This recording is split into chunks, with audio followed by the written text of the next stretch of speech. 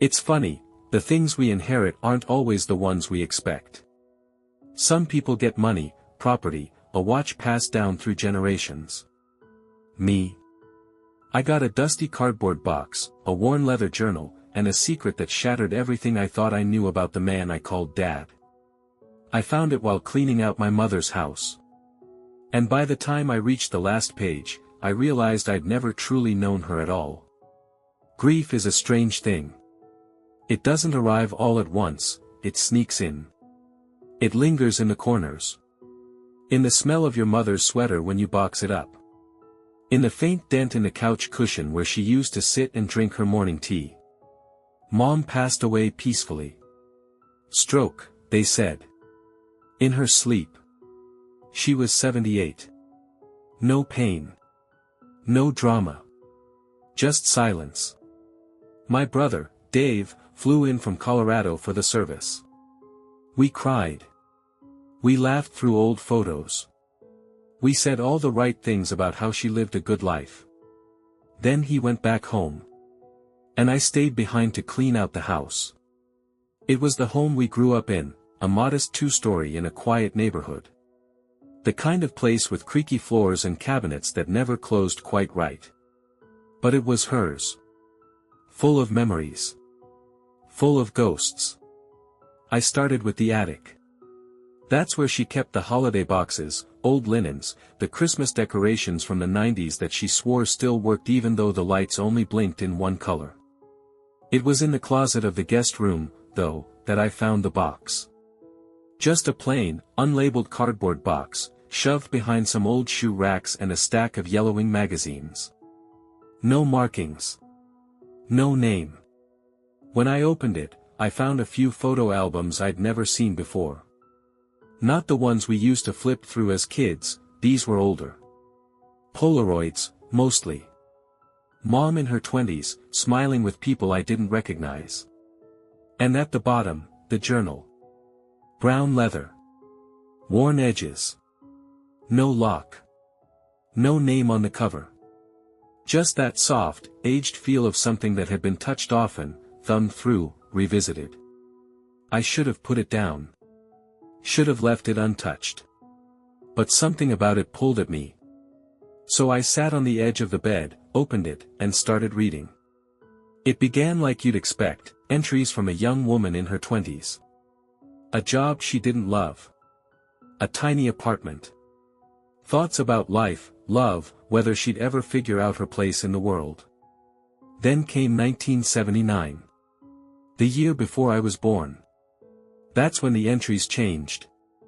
One, in particular, was dated July 19, 1979. I told him today. Told him I'm pregnant. He looked at me like I'd handed him a bomb. Said he couldn't be a father. That he had his own life. I should have known better. He said it was a mistake, but how can this child be a mistake when I already love it more than anything? I won't chase him. I won't force him. But I can't tell Jack. Not yet. Maybe not ever. Jack. My dad. The man who raised me. Who took me fishing. Who helped me with math homework and walked me down the aisle at my wedding. I read the paragraph 3 times before it sank in. Jack wasn't the man she told. He was the man she married. The man who thought I was his. I flipped the page. Jack would be a better father anyway. More than the real one would ever be. He won't ask questions. He'll love this child no matter what. And I'll never say a word. I'll take this to my grave. I closed the journal, hands shaking. She did take it to her grave. Until I opened it. And in that moment, I became two people. The man I had always been. And the man who no longer knew who his father was. It's a strange thing, mourning someone and being furious with them at the same time. There I was, standing in the middle of my mother's old guest room, journal in one hand, heart pounding like I'd just run a mile, and all I could think was, who the hell is he? She never named him in that first entry. Just, him. The man who ran. The man who didn't want me. I didn't sleep that night. I just lay on the pull-out couch in the living room, staring at the ceiling fan creaking overhead, trying to replay every moment of my childhood through this new lens. Every birthday card. Every school recital. Every photo where Jack stood next to me smiling like a man who believed in the life he was living. He had to have known, right? But no. That wasn't like Jack. He was too proud, too honest. If he had known, he would have done something about it. He wouldn't have let himself be fooled. I waited until morning to go back to the journal. The entries jumped around. Some were just grocery lists or ramblings about the day. But then I found it. August 14, 1979. His name is Richard. Richard Dunley. I can't believe I ever thought I could build a life with him. Smooth talker. Smarter than most. Said all the right things and left the second they stopped working for him. I hope he stays gone. Richard Dunley. I'd never heard the name before. Not once. It was like finding a word in a language you didn't know existed, one that suddenly rearranged every sentence you thought you'd already understood. There was more. I saw him last week. He was at the Oak, sitting at the bar like nothing had changed. I didn't go in. Couldn't. He looked the same. Arrogant. Carefree. I had my hand on the door and still walked away. The Oak was a local bar. Still there, too, last I checked, same rusted neon sign, same wooden front stoop that creaked when you stepped on it. I wrote the name down, Richard Dunley. Then I went digging. I pulled out old photo albums, even the ones Mom kept in the back of her closet in a sealed plastic tub labeled College Years.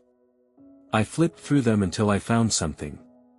A group photo, 10, maybe 12 people at a picnic. She was laughing, holding a red cup. Next to her stood a man I didn't recognize. Tall. Strong jawline. Thick brown hair. Sunglasses. Arms slung casually around her shoulder. No caption. No names. Just a feeling in my gut. It had to be him. I snapped a picture of the photo with my phone, then headed into town. The Oak hadn't changed. Still smelled like beer and deep fryer grease. I walked in like I had a reason, took a stool near the end of the bar, ordered a coffee. The bartender, older guy, gray ponytail, arms like tree trunks, looked at me with vague recognition. I slid the photo across the counter. Ever seen this guy? He squinted. Tilted his head. Then he said the words that made my stomach turn. Yeah, that's Rich. Used to come around a lot back in the day. Haven't seen him in years though. What's this about? I said it was just a family thing. Didn't give more. Couldn't. But the bartender leaned in, like he was still putting pieces together. You know, you kinda look like him. Same eyes. Same jaw. I didn't know whether to laugh or be sick. So I just nodded, left a tip, and stepped back out into the light. That night, I called my brother. Dave and I don't talk as much as we should, not out of distance, just different lives. But he deserved to know. I told him everything. The journal. The name. The picture. The bartender's reaction. He was quiet for a long time. Then he said. You think Mom ever planned to tell us? No. Because if she had, she would have told me. We were close. Closer than I was with Dad, even. And she'd still kept this locked in a journal she buried behind shoes and dust. What about Dad? Dave asked. And I said the thing I hadn't admitted until that moment. I don't know if he ever knew. But I think. I need to find out. Some truths don't come crashing through the door. They creep in through the cracks, through old photos, faint memories, and the way a bartender squints and says, you kinda look like him. After I hung up with Dave, I sat in my rental car outside the oak for a long time, watching the shadows stretch across the gravel lot. I didn't go back in. I just kept thinking about that name, Richard Dunley. A man I'd never met. A man who helped create me. A man who walked away before I took my first breath. And maybe the worst part. He might still be out there. I spent the next few days doing what you'd call quiet digging. I didn't want to set off alarms, or worse, stir up a hornet's nest I wasn't ready for. So I started small. Googled the name. There were a few hits: a real estate broker in Phoenix, a jazz musician in New York, a retiree in Sarasota. None of them matched the photo. Then I got clever. Searched old public records. Local newspaper archives from the late 70s, early 80s. Found a couple of mentions of a Rick Dunley playing pickup basketball at the community rec center. One letter to the editor about zoning laws signed, R. Dunley. Address listed as a P.O. box.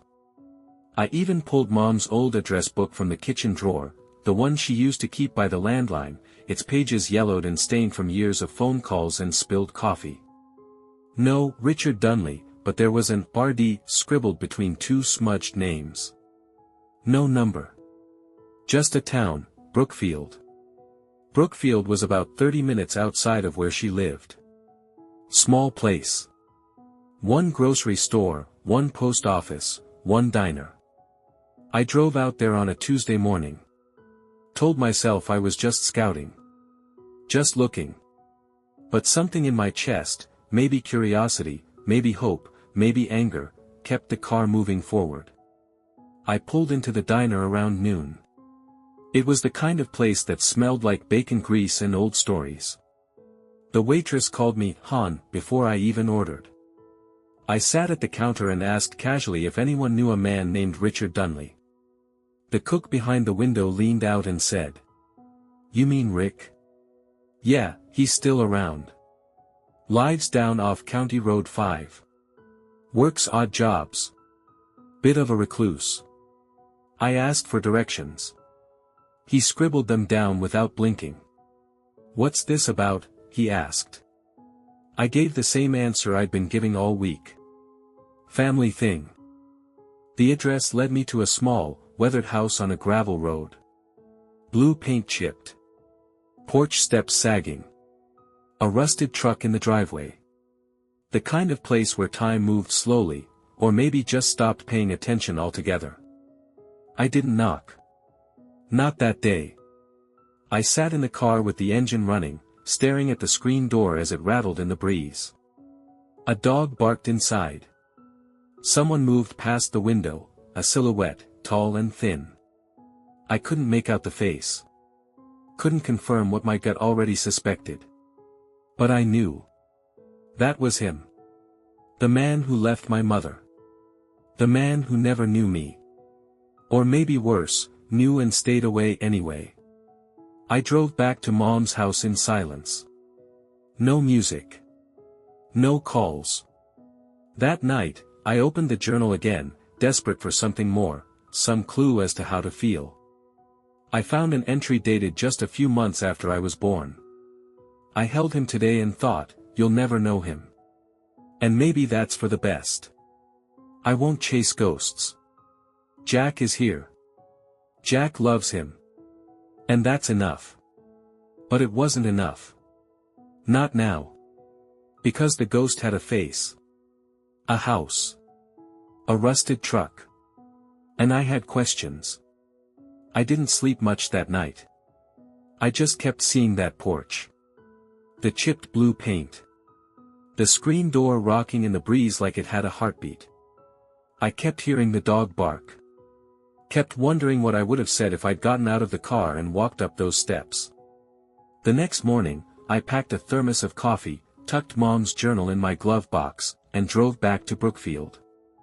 I didn't overthink it this time. I just drove. Like my feet knew something my head hadn't caught up to yet. When I pulled up, the truck was still there. Same spot. No sign of movement, but the curtains were drawn open now. A beer can sat on the porch railing. Half-smoked cigarette in the ashtray. The kind of still life that told you someone lived here, but not much of a life. I turned off the car. Sat for a moment. Took a breath. Then I got out and knocked. 3 times. Firm. No turning back. The door creaked open about halfway. And there he was. Same man from the old photo. A little older. A little leaner. Hair thinner. Eyes sunken, but familiar in a way that made my stomach turn. He looked at me like a man trying to place a tune he hadn't heard in years. Then he said, "Can I help you?" I introduced myself. Told him my name. "I swear to you," he flinched. Just for a second. But enough to know. He knew. He opened the door wider. Told me to come in. The house smelled like wood smoke and old laundry. Not dirty, just, lived in. A recliner in the corner. Faded rug. Some old ballgame playing low on a static-filled TV. He motioned to a kitchen chair. I sat. He didn't. He just stood there, staring like I was something conjured. "Your mom's name was Ellen, wasn't it?" he finally asked. I nodded. He rubbed his jaw. Sighed. I figured this day would come. Didn't expect it'd take this long. So I asked him the question that had haunted me since I opened that journal. "Did you know?" He sat down then. Slowly. Like the weight in his chest finally got too heavy to carry standing up. "Not at first," he said. "But I suspected. Years later. I heard things. Someone told me Ellen had a boy. Said he looked a little like me." He stared down at his hands. I thought about reaching out. God knows I thought about it. But I figured she didn't want me involved. And I didn't want to make trouble. I wanted to scream. Not because of what he said, but because of how easily he said it. Like not showing up was the noble thing. Like fading into the background made him a man of restraint instead of a man who walked away. "You had a son," I said, quiet but sharp. "And you let another man raise him. You let him believe he was the father." He nodded, slowly. "No excuses. No defense. He was probably better for you than I ever would have been," he said. "I wasn't a good man back then. Still working on it now." I didn't know whether to punch him or pity him. I asked him if he ever loved her. If he remembered anything about her that wasn't tied to regret. He said she was smart. Smarter than him. That she could light up a room when she laughed and shut it down just as fast when she got serious. That she made him feel like he could have been something more, and he hated that, because it meant he had no excuse for staying the same.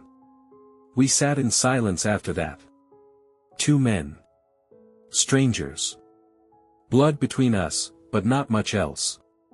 Finally, I pulled out the journal. Set it on the table between us. She never told me. Never told anyone. I only found this after she died.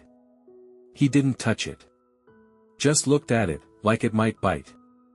Then he said, "I don't want anything from you. Not sympathy. Not a second chance. But if you got questions, I'll answer, M. It's the least I can do." I nodded. I didn't know what I wanted. Not yet. But I knew I needed to ask. We talked for 2 hours. At first, it was awkward, like 2 people dancing with their hands tied. I didn't know what to ask. He didn't know where to start. But little by little, the wall came down. Not all the way, but enough. He told me he'd grown up poor. Dropped out of college. Drifted from job to job, woman to woman. Said he never had a clear sense of what a life should be, only what he didn't want to be, and somehow that left him standing still while everyone else moved on. "I didn't think I was father material," he said. "Still don't. I asked him about the day she told him. He remembered it. Said she showed up at his apartment, quiet but direct. Told him she was pregnant. Told him she didn't want anything from him, just to be honest. He panicked. Told her he wasn't ready. That it wasn't the right time. Gave her every excuse under the sun. She left before he finished his speech. I never saw her again, he said. Not once. That part hit me harder than I expected. Because while I'd spent my life being loved, by Jack, by my mother, by the family I knew, this man had never once tried to see what he'd left behind. Never peeked from a distance. Never sent a card, even anonymously. Just vanished. And yet, somehow, I wasn't as angry as I should have been. Disappointed, yes. Confused. But the anger had burned off in the days before I knocked on his door. I asked him if he had a family now. He shook his head. No wife. No kids. Just a few odd jobs, a worn recliner, and a life full of loose ends he didn't know how to tie up. I guess I'm better at leaving than staying, he said with a weak smile. We sat with that for a moment. Let it settle. Then he asked the question I hadn't prepared for. What about you? What kind of man did you turn out to be? That one hit me in the gut. Not because I didn't know the answer, but because it made me realize something I hadn't yet said out loud. I turned out like the man who raised me, I said. His name was Jack. He was steady. Patient. He taught me to throw a baseball and how to fix a leaky pipe and how to keep my word. He was my father. No asterisk. And to Richard's credit, he nodded. Didn't argue. Didn't flinch. Just said, sounds like he did a hell of a job. When I got up to leave, he didn't try to stop me. Didn't push for more. Just followed me to the door and stood there on the porch as I stepped down. You don't owe me anything, he said. And I believed him. But before I left, I turned back and asked him one last thing. If she had given you the chance, would you have stepped up? He looked off toward the trees, lips pressed tight. I don't know, he said. But I'd like to think I would have tried. I nodded, got in the car, and drove back with the windows down, the air sharp and cold against my face. I didn't feel peace. Not quite. But I felt lighter. Like I'd finally put down a question I'd been unknowingly carrying my whole life. I went back to Mom's house that night. Sat in her old armchair, the one by the window where the light used to spill in just right. The same chair she sat in every Christmas morning. The same one she napped in during long summer afternoons. And I opened the journal one last time. Not to find more secrets. Just to finish it. The final entry wasn't long. Dated March of this year, just a couple months before she passed. I still wonder sometimes if I did the right thing. But then I look at him, at who he became, and I know. Jack gave him a name. A foundation. I gave him the truth, just not in time. I only hope that someday, if he finds the rest, he'll understand why I stayed quiet. I closed the book gently. No tears. Just a slow breath, like exhaling 30-some years of silence all at once. I don't think I'll ever fully know what Mom carried. How much it weighed. Whether she thought the silence protected me, or if it protected her. Maybe both. But I know this. Jack Carter was my father. Not because of blood, but because he showed up. Because he stayed. Because he loved without condition, without calculation, without knowing he was doing it for someone else's child. That's the kind of man I want to be. That's the legacy I choose. I boxed up the journal the next day. Not to hide it, but to preserve it. Taped a note to the top in my handwriting. The truth doesn't have to undo the love. Let them both live. When I got back home, Dave called. Asked how it went. I told him the truth, that I found the man. That I asked the questions. That the answers weren't perfect, but they were honest. And that Mom, in her own way, had tried to protect us until the very end. "You think you'll ever see him again?" he asked. I thought about it. About that porch. About the tired eyes.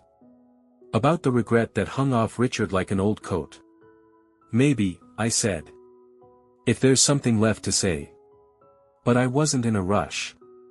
The next weekend, I visited Jack's grave. Brought my son with me. Told him stories about the man who taught me how to change a tire and how to grill a steak just right. Told him about the time Jack sat in the rain for 2 hours to watch my last high school baseball game. Told him about the kind of father who never missed a moment, even if he never knew he wasn't supposed to be there. We stood there in silence for a while. Then my boy said, "He sounds like the kind of grandpa I wish I'd known." I smiled. "You did," I told him. "Every time I showed up for you, he was there too. Because the truth is, blood matters. But character? That's what makes a man a father. And no journal, no secret, no missing name, could ever take that away."